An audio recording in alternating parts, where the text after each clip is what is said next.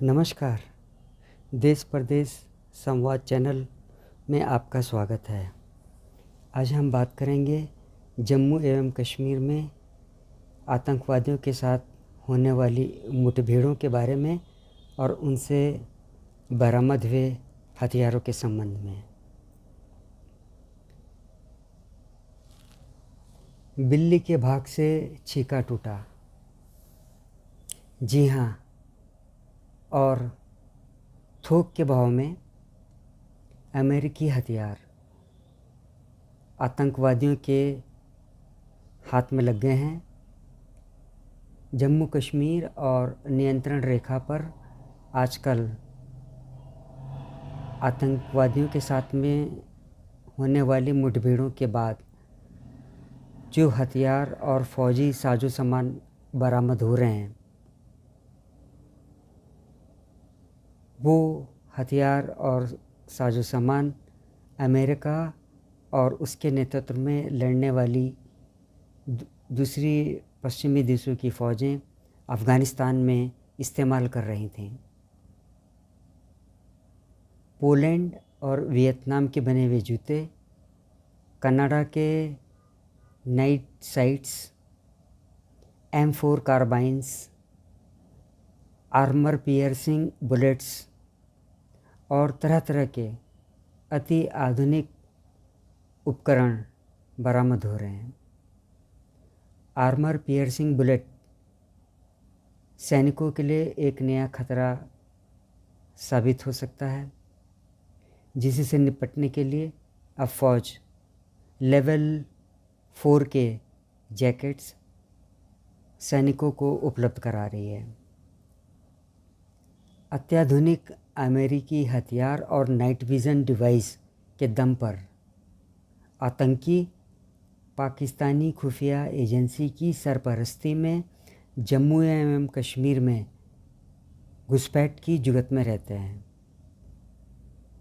इस वक्त 15 iridium satellite phone Kashmir घाटी में सक्रिय पाए गए हैं। इनसे आतंकवादियों को सुरक्षा बलों द्वारा लगाई गई घेराबंदी से बच निकलने में मदद मिलती है।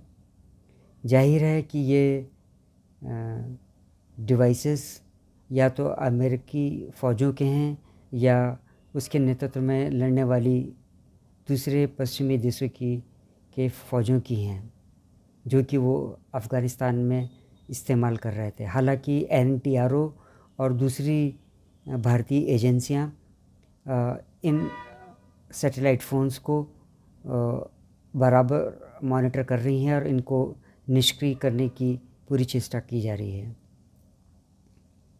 हाल में ही राजधानी दिल्ली में संपन्न हुए रायसीना संवाद में तत्कालीन थल सेना प्रमुख जनरल मनोज नरवणे ने कहा कि कश्मीर में अफ़गानिस्तान से आए हुए सैन्य उपकरण बड़ी भारी मात्रा में बरामद हो रहे हैं। जनरल नरवणे ने नाइट विज़न डिवाइसेस का ख़ास तौर पर उल्लेख किया। भारतीय रक्षा विशेषज्ञों ने अमेरिकी हथियारों को लेकर अपनी चिंता उस वक़्त ही जाहिर कर दी थी जब अमेरिकी फ़ौजें बेहद गैर पेशेवराना अंदाज में अचानक ही काबुल से रवाना होने लगी थी। उनकी यह चिंता और आशंका हाल की घटनाएं जो जम्मू एंड कश्मीर में घटित हो रही हैं, उनको देख करके लगता है कि अब वो सच साबित होने जा रही हैं।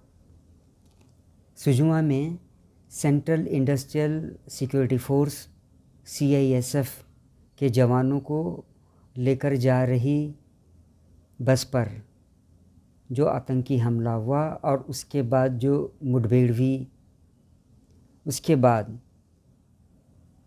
आतंकवादियों से बरामद किए गए हथियार और जूतों आदि से एकदम साफ है कि अमेरिकी हथियार और अफ़गानी आतंकी इस वक्त जम्मू एंड कश्मीर में सक्रिय हो गए हैं।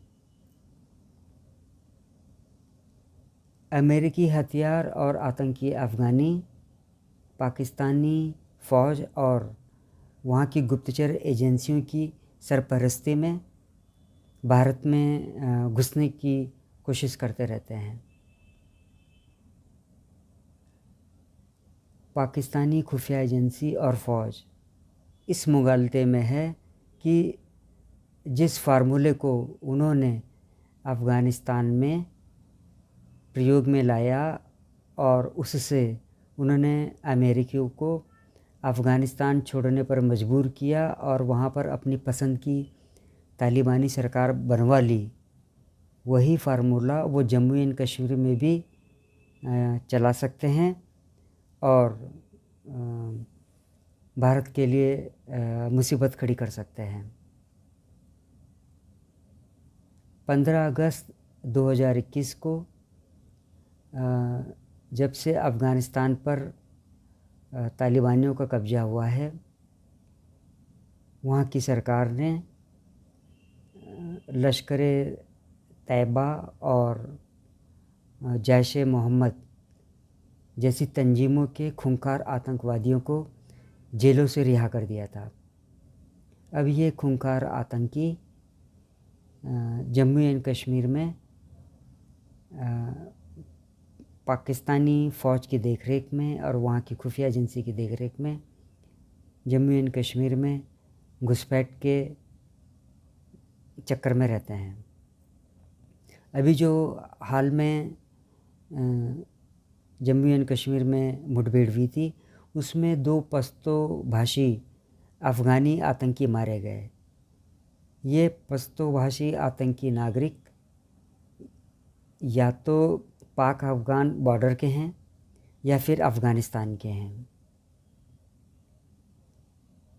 Major general Ajay Chandpuria GOC dagger division ने पिछले दिनों बारामूला में पत्रकारों से बातचीत करते हुए बताया कि कैसे अमेरिकी हथियार और अत्याधुनिक साजो सामान जम्मू एवं कश्मीर में आतंकियों के पास पहुंच रहे हैं और उन्होंने ये भी बताया कि कैसे अफ़गानिस्तान पर तालिबानियों का जो कब्ज़ा हुआ है उसका असर जम्मू एवं कश्मीर में होने वाली आतंकी घटनाओं से जुड़ा हुआ नज़र आ रहा है।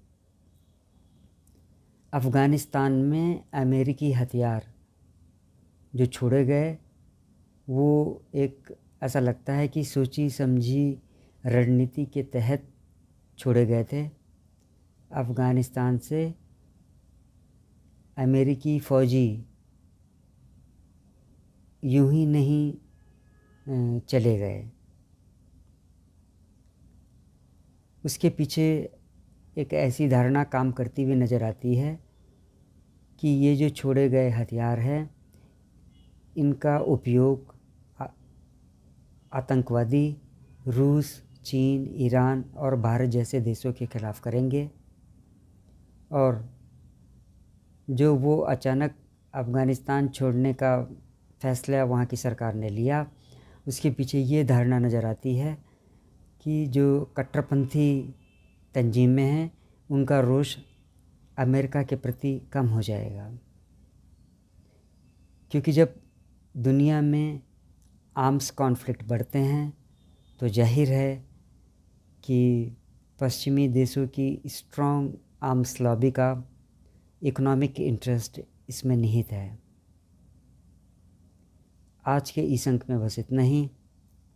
आपसे अनुरोध है कि आप मेरे इस चैनल को देखिए, साझा कीजिए और मेरे साथ जुड़े रहिए।